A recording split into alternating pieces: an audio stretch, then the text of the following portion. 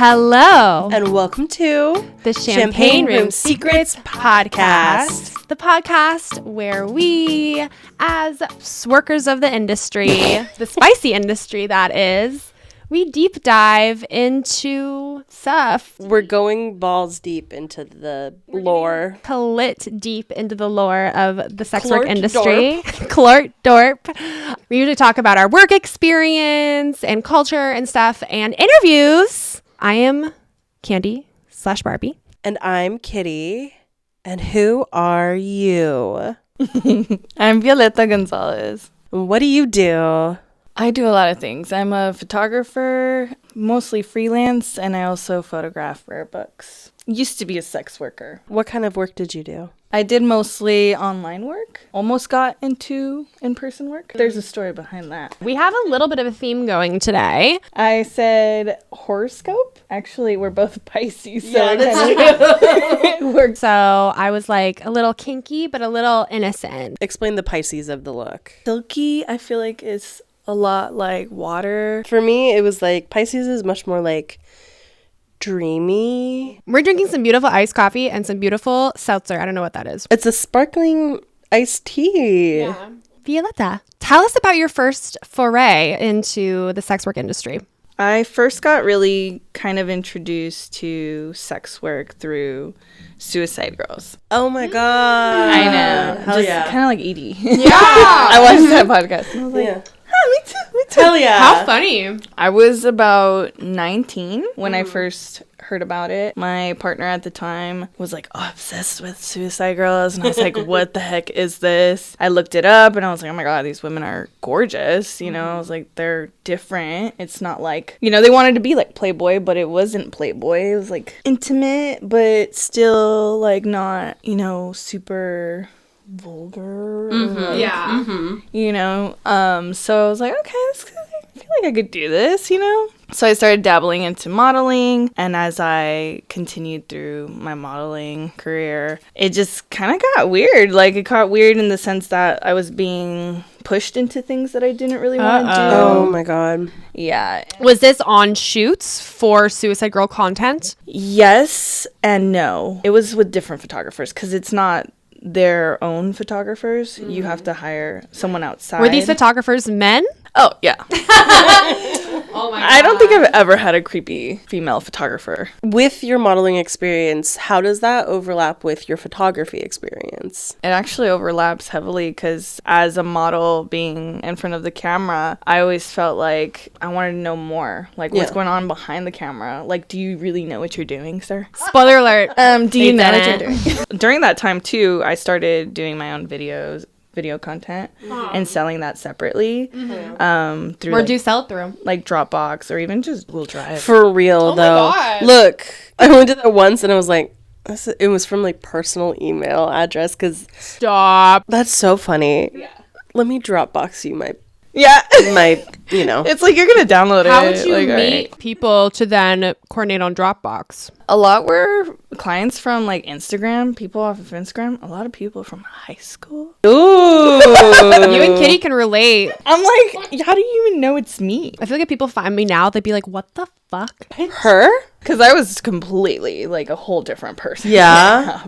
How much later was that happening for you, like post high school? Pretty soon in, because as a college student, it was hard. It was rough. Yeah. Like trying to hold a job, trying to go to school, and not having any like connection with my parents at the time because we were not good. Yeah, I would like couch surf a lot, sleep in my own car, trying to just make ends meet. So people were finding you on Instagram. And being like, please. What kind of content did you make, if you don't mind going into that? It was just kind of like simple masturbation or like stripping, even just showering. Yeah, that's hot though. Yeah, like a peeping Like a Tom voyeur- situation. Also, Voyeuristic. in my experience, like it's an easy thing to do for a shoot, and it's so hard to shoot yourself doing that. Yeah. God.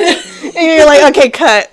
let's do it again. Right, Wrap right, up. right. Don't come yet. Like, You were very crafty though, because like now it's pretty easy. There's like a very low barrier of entry for a lot of websites to like sell videos and like find clients and stuff. So you were like, I'm gonna figure this You're out. fucking doing it. I mean, even now with like censoring things, Adobe censors. What does that mean? Like AI, for example. Okay. I just started playing with it. I recently photographed Gabriela. She's a go-go dancer. Yeah. And it was like a BDSM kind of shoot. I think it was for Folsom. It was Folsom themed shoot.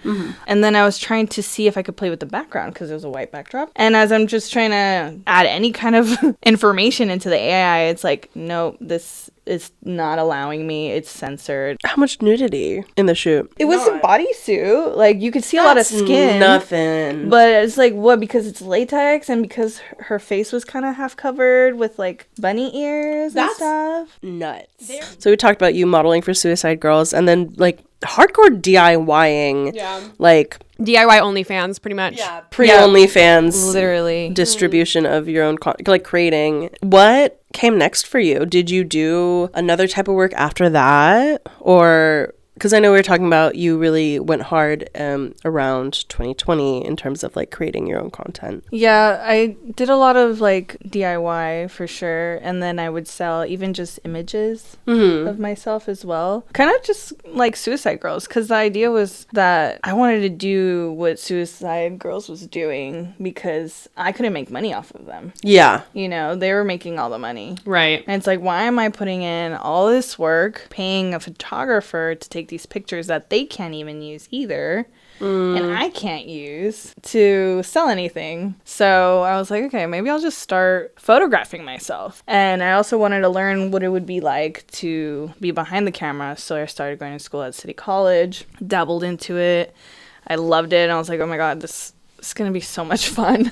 And honestly, just better quality of images, better quality of video, everything. And then when COVID happened, that just like, I had to hit hard on making content. Yeah. You know, I was like, okay, now I don't have a job. Yeah.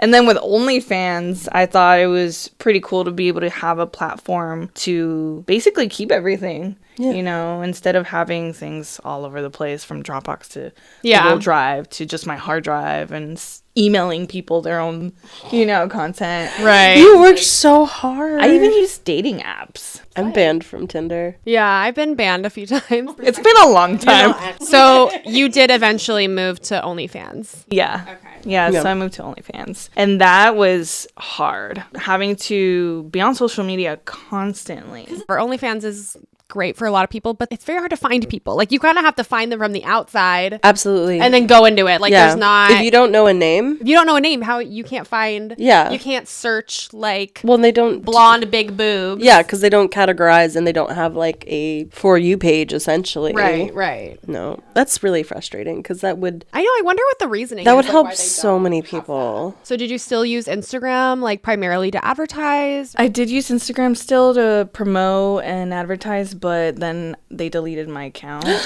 So I had 10,000 followers. Oh my God. And I lost.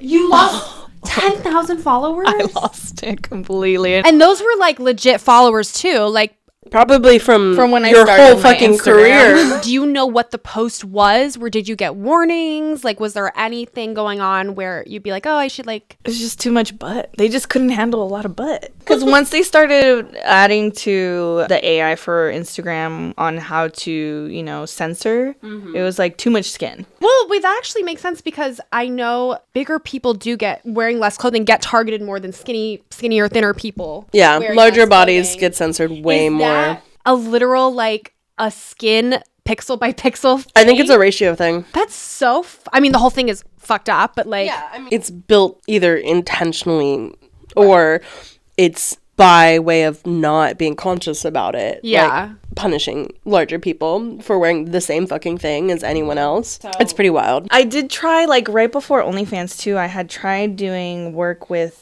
like other creators. Yeah. And in-person work. I was about 25 when I first wanted to try and work with this videographer, and he was also a photographer, and he had amazing work, and he was traveling with his partner, and they were collaborating. They were both photographers and models and sex workers. Oh, okay. And I was like, That's so this cool. is amazing. Like, I want to get to know them, you know, grow with Yeah, them. yeah. So I shot with both of them, like photography wise, and then I ended up shooting a video with the male photographer. But then I found out.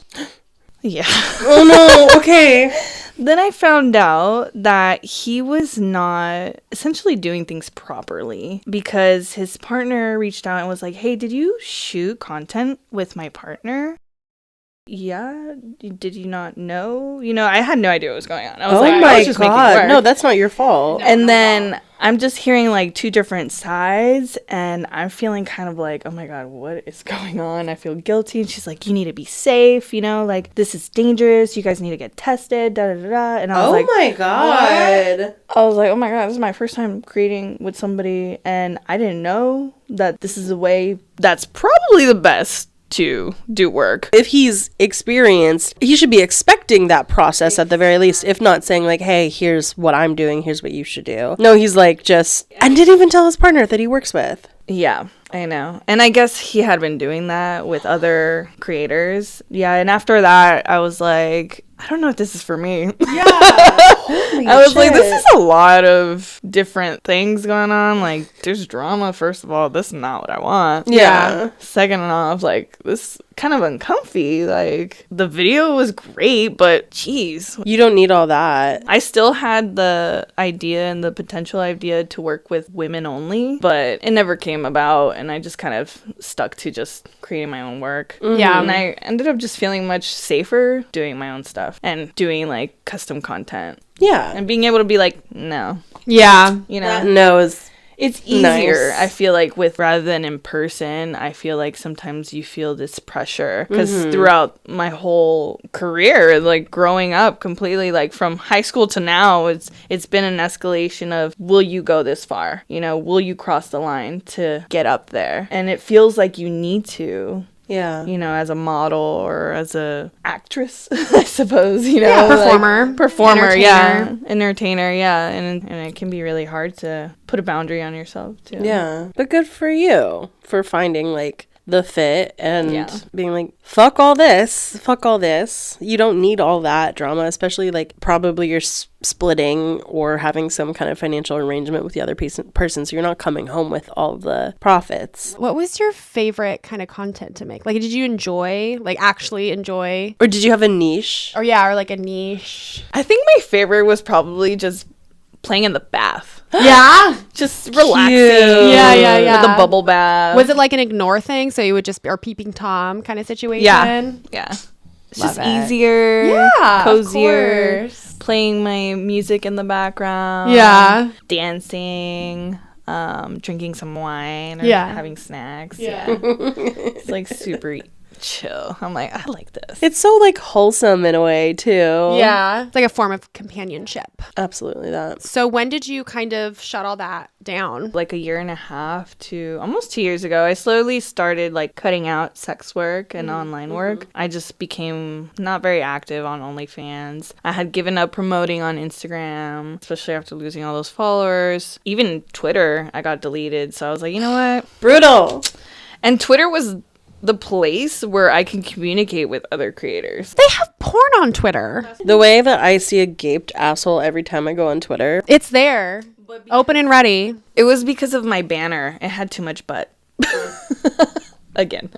Oh, Which is just, it's just so wild to think, like, in the BBL era, that your ass is too much. It's not gaped. So fresh off that. Well, yeah, I guess we have this book here because you created this incredible piece of sex worker history as a photographer and as, like, a worker and a community member. What was the motivation? Was this around the time you were ramping down or working a lot, making your own content? Like, what's the moment that, like, brought this about? Yeah, it was during COVID that I became really, I guess, intrigued and and wondering why not everybody had hopped online. But of course, like, not everybody has access to so many different resources. But it made me think about, you know, how hard it is, you know, to do so many different things as a sex worker, and how many different types of sex work there are that a lot of people don't really know. And when I presented this to my class for my final project, some people in the class were like, what is this? Like, they didn't even know what a ball gag was. We know, but can you tell them what is the book? Oh God, the cover is so beautiful. I know. This was like, it's gorgeous. Those are all Polaroids that you took? yeah, I scanned them and made a cover out of it. And I also have like screenshots of all the messages from OnlyFans. Wait. The tips is okay. You haven't seen this, right? No, I haven't seen it. Oh my God, I'm so happy for you to see this. Oh my It's God. it's incredible. The attention to detail Wow. and the love and the knowledge. Oh, that creamy pussy. So hot. The amount of emojis is insane. $5 tip. Fuck off. No, but for like a photo, dude. I know. I'm being a dick. Also, you don't take all 5 home. That's Right. the hard part. That's the other part that I wanted to incorporate to the graphs, because it changes every month, you know, like Yeah. it goes back to 0. What is it called? Okay, so first I had called it We All Need Safety instead of saving, with crossed out saving. Yeah, hell yeah, dude. Oh, yeah.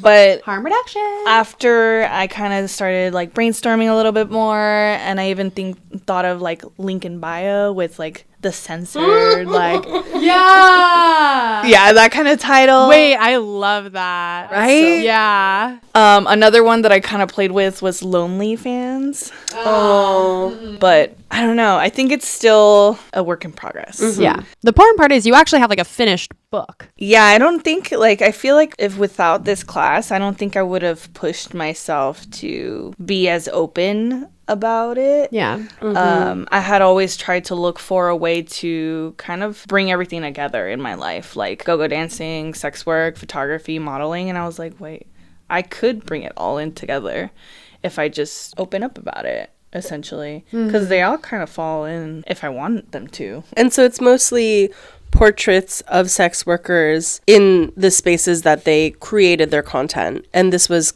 it 2021, 2022 that you were doing most of the shoots? It was the first year of COVID. Oh, so like 2020. So, the end of 2020, the beginning of 2021. Yeah. It's such an incredible snapshot of that moment on the side of an industry that pretty much no one sees. And so there's a lot of our friends in there.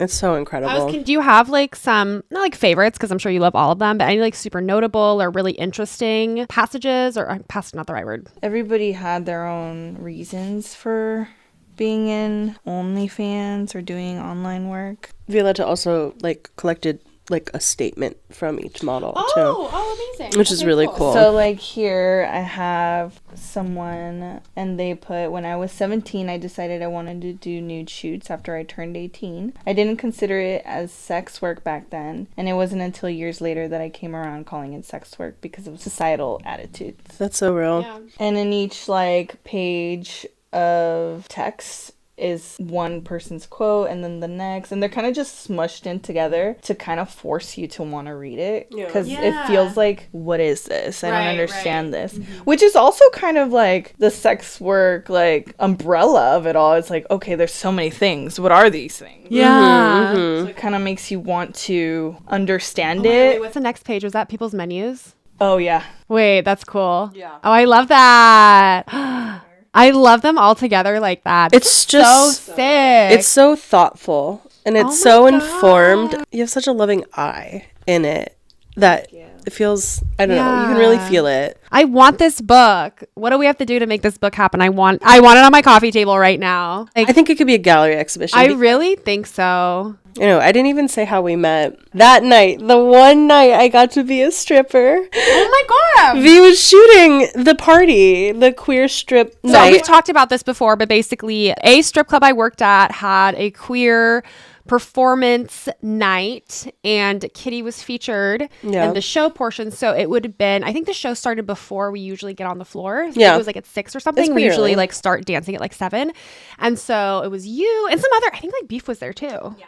Beef. Yeah. Meat Flap. Yeah. Hollywood, Texas. Yeah. Me. Yeah. Riley Rat Pup. Maritza. And her handle's like Queen of Roses. She's so fucking hot. But another stripper. And basically everyone just brought this like amazing queer crowd. It was like so packed and full of like so many hot people. And we were just like... It was the most packed I've ever seen. Yeah, no. So you were shooting that event. Yeah, that's how we met. I did not know that. So we all in the same place at the same time. No, I just remember being like, photographers aren't usually like this hot. Like our official photographer for our show. Yeah. And then we did a shoot for the book, which was really fun in my little apartment. And then you shot me, and they're like all of my main photos on my escort site and my escort ad. What's your dream, like ultimate dream for this book? The idea of it is to really educate people, but also kind of like how you were saying earlier, Kitty, just having a little piece of history. Yeah. Because there's not a lot of it for sex workers. Yeah. And I will say this is like so like hyper specific because it's like online sex workers doing like tip menus or service menus and like creating content in their houses and little things, like not even like their own like nice like studios, just like, oh, there's just like a little corner. Because like they have books on sex work, and I would say, well, I mean, I don't know all the books on sex work, but it's like the history of it and like the more general things, but this is like so beautiful and like and I think we're seeing like more things come out with like people publishing their stories, which is amazing. But this is like, as you said, like a hyper specific type of work in a very like historic moment, and I think the further away we get from it, the more impact this specific book is gonna have. Let's say this gets published, you do what you want to do, say what you want to say with that book. Do you have any other future projects that you would like to focus on? I feel like right now I've been kind of just pushing a lot of different kinds of photography. I've been playing a lot with pop-up shoots. Those look like they've been going really well. Yeah, they have, and I think people are discouraged by prices as well, or time, but I think in a form of feeling good and giving back, I want to keep it as more of a fundraising for an organization or anybody, you know, in need. So the most recent pop-up shoot that I did was for the Palestine Children's Relief Fund. And essentially it's a $75 fee for an individual shoot or $90 for couples, friends, a duo. And you put in a reservation for $25 through Venmo, and you get to shoot for 30 minutes, 40 minutes, and get 5 to 10 photos. Honestly, that's extremely discounted. Deal. And if you can't make it that day, you can just book for another day but save your place. What an incredible offer to like the community of artists, performers. Yeah. People just trying to have some fun. Right. Are these like mostly like boudoir or just like any? It's any. Sometimes I'll focus on something specific, like boudoir. Yeah. I had done holiday shoot for that day, and we did a couple of just like cute little greeting card idea with presents and a tree. And then I had another client come in and do more boudoir, like sexy Santa. Oh, cute. And I also had booked someone for a calendar, and I think I'm going to start doing calendars. A calendar is a sick idea. Yeah. And also then you do all pre-order, and so you really can like make sure you make your money off of it. I asked boudoir because those shoots can like start at like, I don't know, $500 or something. Yeah. Like a nice set. So, and so you're donating proceeds from that to whatever organization I'll be supporting for that shoot. And, you know, just to tease the audience, Violeta did shoot both of us today. Scissoring. Just kidding. Honestly, though, we've only kissed once, and I'm so willing to kiss again for lots of money. Some promo shots for the podcast. Yeah. So those we will be posting those sometime in the future. If people want to either like go to a pop-up, work with you, see your work, how does that happen on the internet? So I'm mostly active on Instagram. My tag is Violeta_comp.mov. And that's how I usually promote my pop-ups. Rad. Do you have another pop-up like coming down the pipeline? Yeah, I have a pop-up happening on the 20th. Oakland?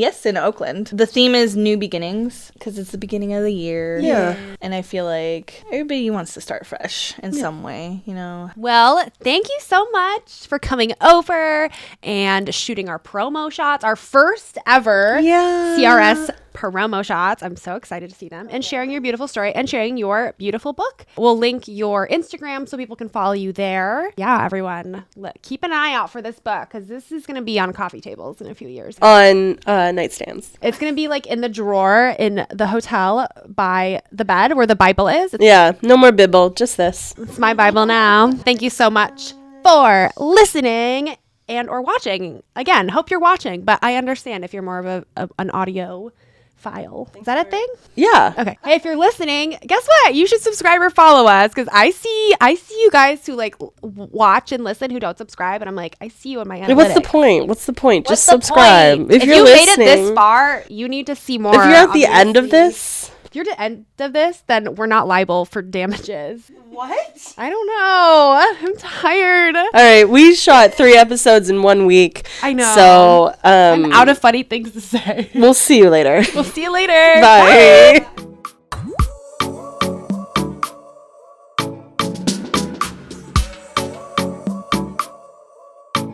I have been told I have an Oakland booty once. I hate that. Well, it was by a black man, so Thanks for clarifying. Why are men so fucking stupid? comment down below. Why are men so stupid?